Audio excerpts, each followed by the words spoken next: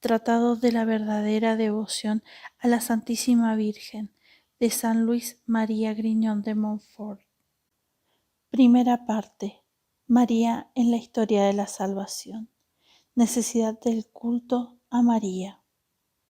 Confieso con toda la Iglesia que no siendo María sino una pura criatura salida de las manos del Altísimo, comparada con su majestad infinita, es menos que un átomo, o más bien es nada, puesto que solo Dios es quien es, y por consiguiente confieso que este gran Señor, ser soberano y absoluto, ni ha tenido ahora ni tiene la necesidad alguna de la Santísima Virgen para hacer su voluntad santísima y para manifestar su gloria.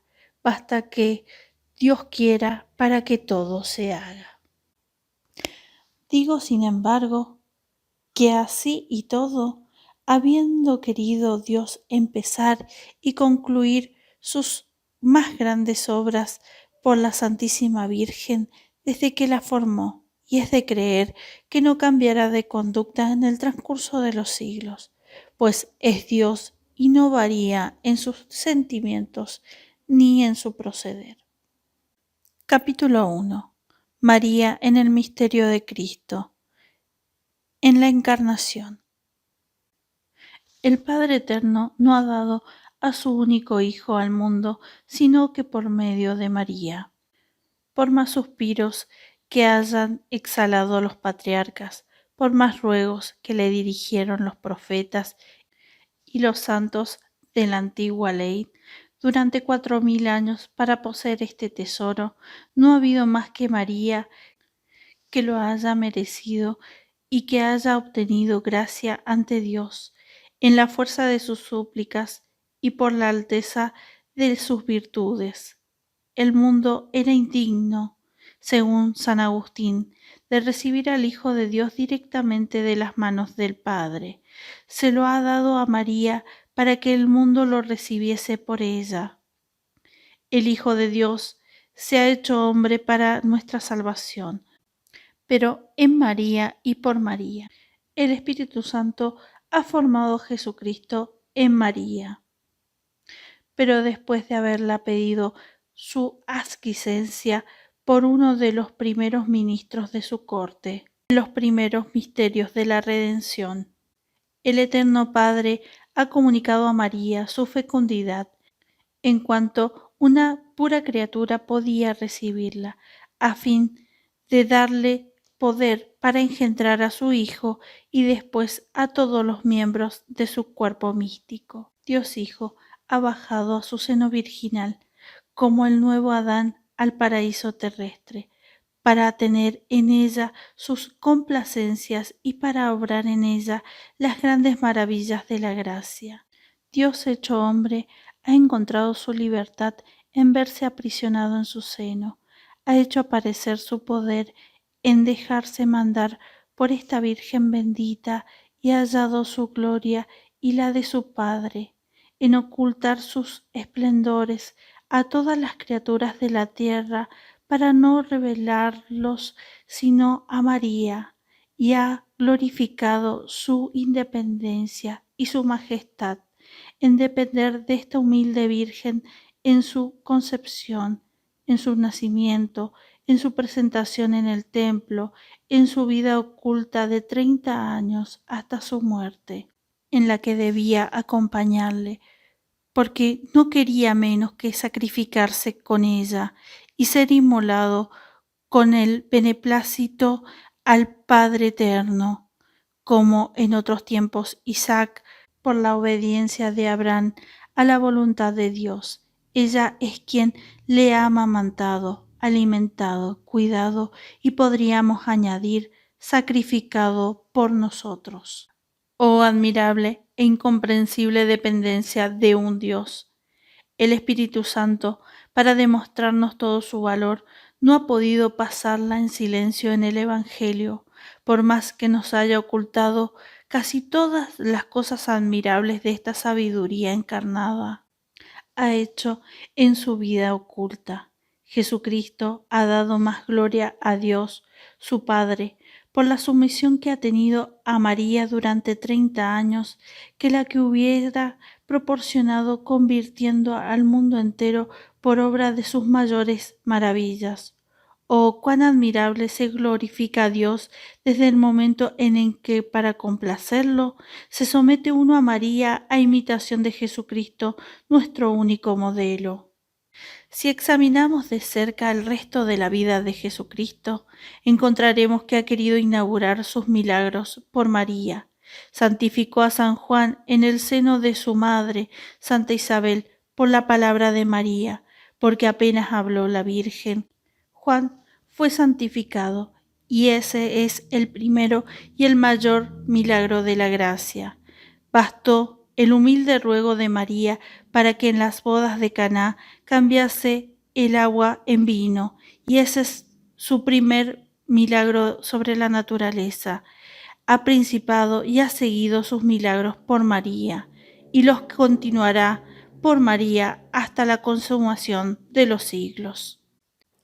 El Espíritu Santo, que no produce otra persona divina, se ha hecho fecundo por María, con quien se ha desposado.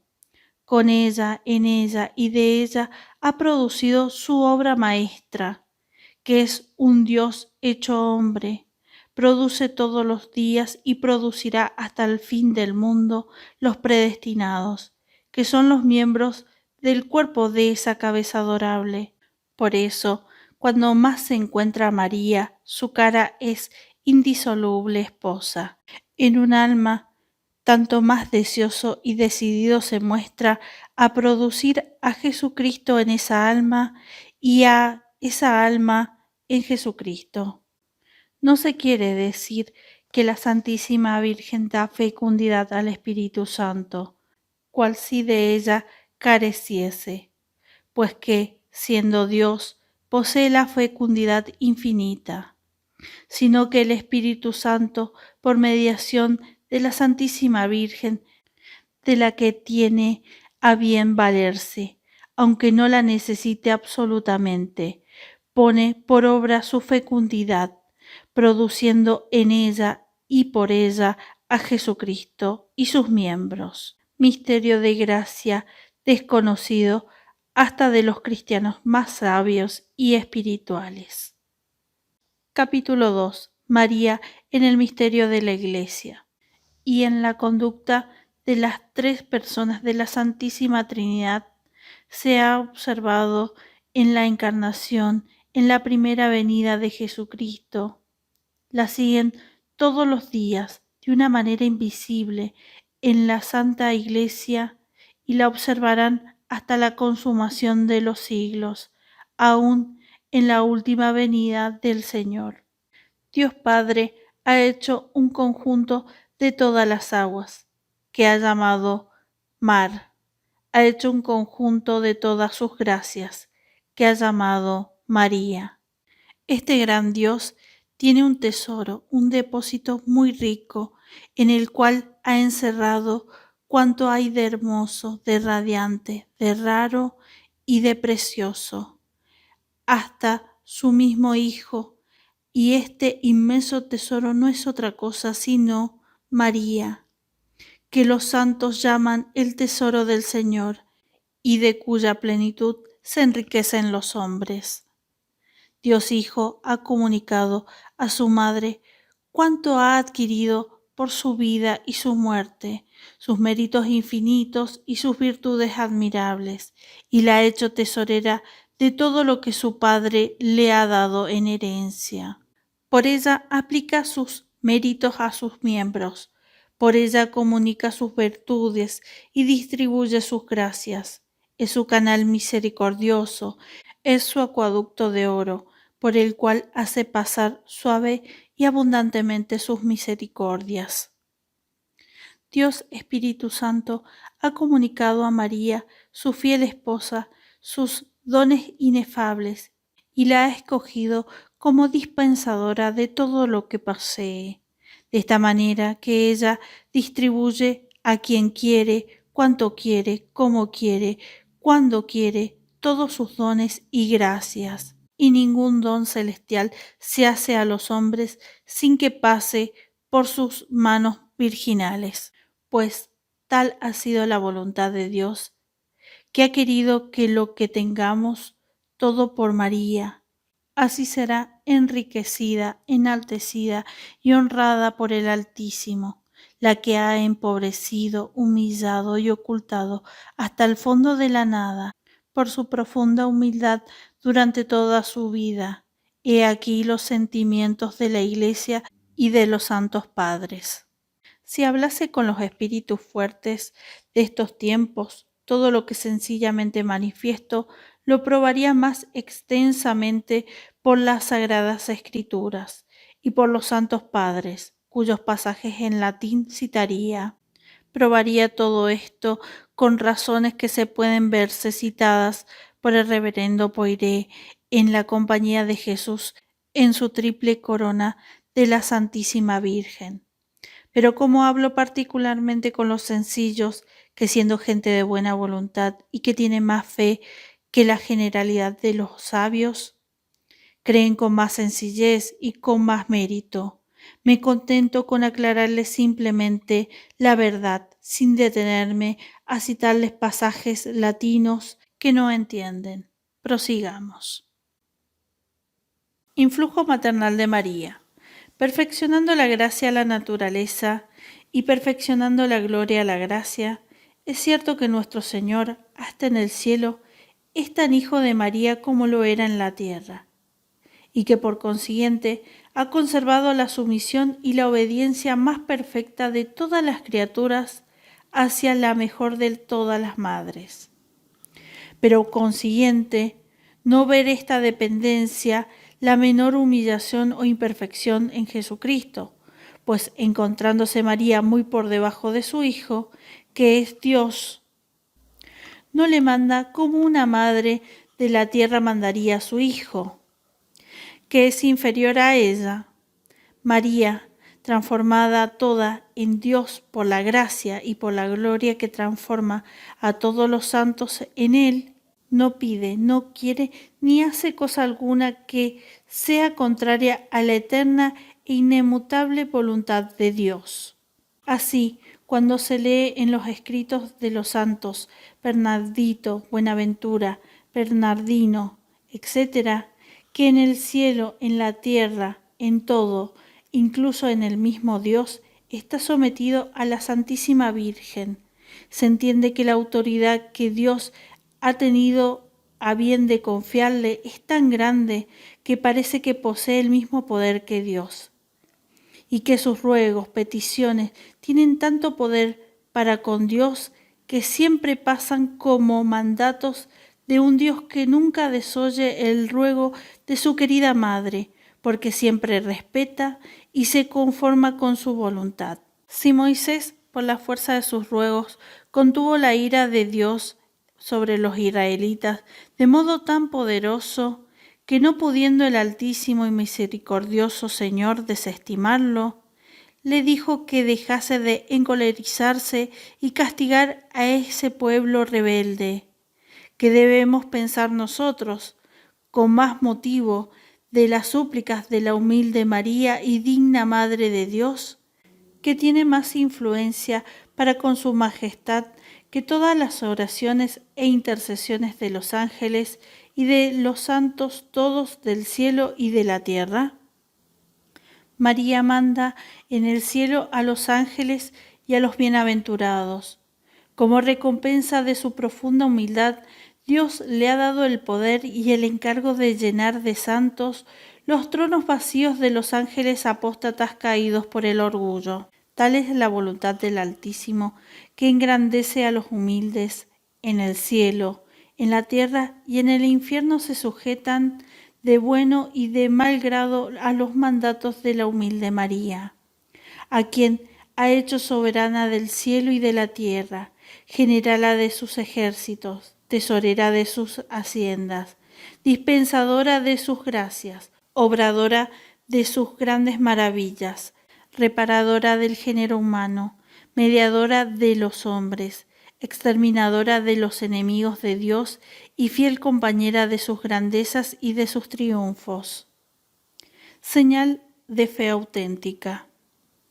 El Padre Eterno quiere tener siempre hijos por María hasta la consumación de los siglos, y le dice estas palabras: residirás en Jacob, esto es, harás tu domicilio y residencia de mis hijos y predestinados, figurados por Jacob, y de ningún modo en los hijos del demonio, de los réprobos figurados por Esaú. Así, de la misma manera que en el orden natural es necesario que un hijo tenga padre y madre, así en el orden de la gracia todas las criaturas de Dios y predestinados tienen a Dios por Padre y a María por Madre. Y quien no tenga a María por Madre, no tiene por Padre a Dios.